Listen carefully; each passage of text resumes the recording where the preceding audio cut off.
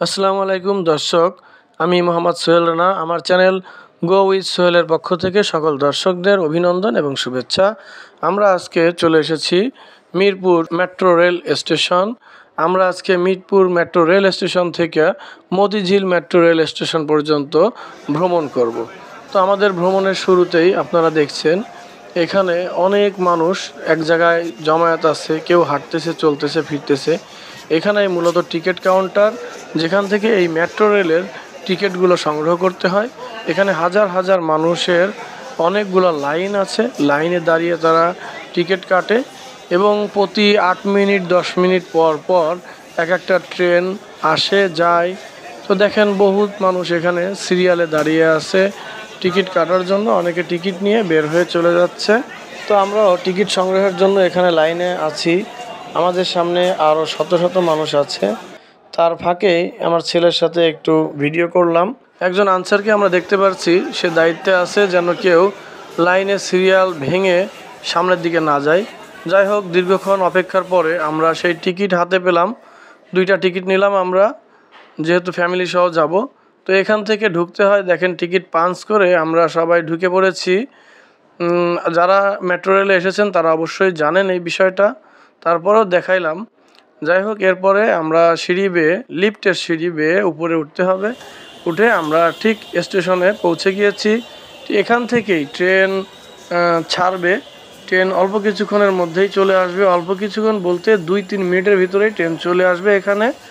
আমরা সেই মেট্রো ট্রেনের অপেক্ষায় দাঁড়িয়ে আছি। তো দর্শক, আপনারা এখনই দেখতে পারতেছেন ট্রেন চলে এসেছে। এই যে ট্রেন চলে এসেছে, সবাই একটু লাইন থেকে 1 হাত 2 হাত দূরে দাঁড়িয়ে আছে। তো আমরা এখন ট্রেনে উঠব, প্রস্তুতি নিচ্ছি। ট্রেনের গেট খুলবে এখনই। আমরা ট্রেনে উঠব আমাদের গন্তব্য মতিঝিল পর্যন্ত। যারা ভিডিওটা দেখছেন অবশ্যই লাইক কমেন্ট করবেন। ভিডিওটা ভালো লেগে থাকলে অবশ্যই শেয়ার করবেন। এবং যদি আপনি আমার চ্যানেলে নতুন হয়ে থাকেন তাহলে এই ধরনের ভ্রমণমূলক ভিডিওগুলো দেখার জন্য চ্যানেলটি সাবস্ক্রাইব করে বেল আইকনটি বাজিয়ে দিবেন। আপনারা দেখতে পারতেছেন ট্রেনের ভিতরে কি পরিমাণ ভিড়, জমকালো একটা ভিড়, পা রাখার জায়গা নাই, একটু নড়াচড়ার মতো অবস্থাও ট্রেনের ভিতরে নাই। তারপরেও প্রত্যেক স্টেশন থেকে যাত্রী উঠতেছে, নামতেছে। এত ভিড়ের পরেও নাকি সরকারের ট্রেনের থেকে কোটি কোটি টাকা লস দেয়, ভর্তুকি দেয়।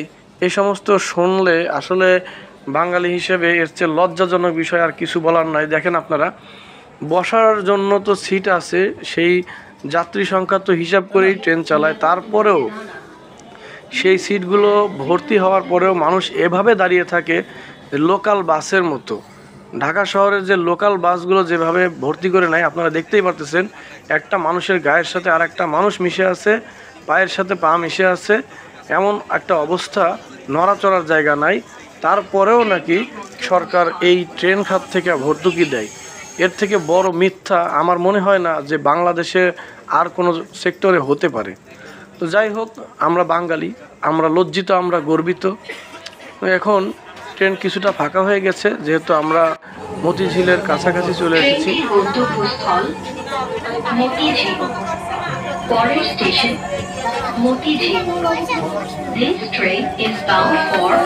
তো যাই হোক দর্শক, আমাদের ভ্রমণ শেষ হয়ে গেছে।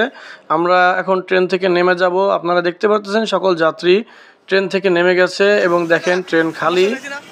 এখন এই ট্রেনটি আবার মতিঝিল থেকে উত্তরা দিয়াবাড়ির উদ্দেশ্যে রওনা হবে। তো যাই হোক দর্শক, ভিডিওটি দেখেছেন, যারা শেষ পর্যন্ত ভিডিওটি দেখেছেন তাদেরকে অসংখ্য অসংখ্য ধন্যবাদ। এবং চ্যানেলের সাথে থাকবেন।